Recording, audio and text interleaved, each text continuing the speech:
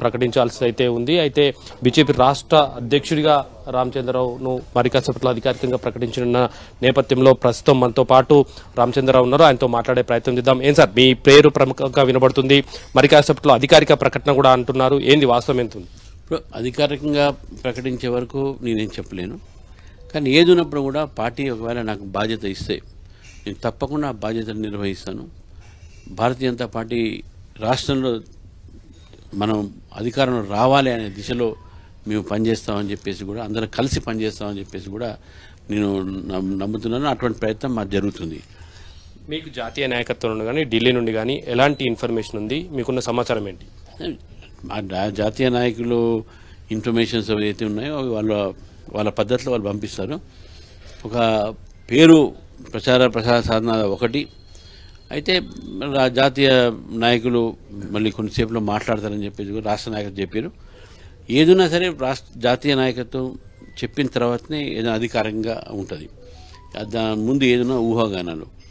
నేను అనేది ఏంటంటే ఎవరికైనా ఇవ్వండి, నాకు వస్తుందని చెప్పేసి ఊహాగానాలు ఉన్నాయి. ఒకవేళ వస్తే అందరితో కలిసి పనిచేస్తాం, ఎవరికి వచ్చినా వాళ్ళతో కలిసి పనిచేస్తాం. అది మా ఒక ఆలోచన. ఎన్ని గంటలకు నామినేషన్ అయిపోతున్నారు? నామినేషన్ ఇప్పుడు నాది అనౌన్స్ అయితే నేను 2:30కి నామినేషన్ ఇస్తాను.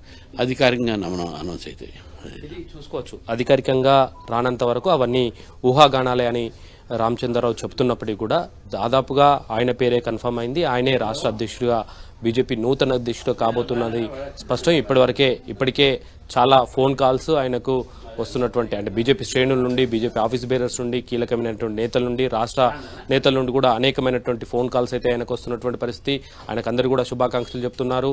దాదాపుగా ఆయన పేరు కన్ఫర్మ్ అయింది. అధికారిక ప్రకటన మాత్రమే మిగిలి ఉందని చెప్పుకోవచ్చు. అయితే ఎన్నో రోజుల నుండి చేస్తున్నటువంటి ఒక ఉత్కంఠతకైతే తెరపడినటువంటి సందర్భం మనకు కనబడుతుంది.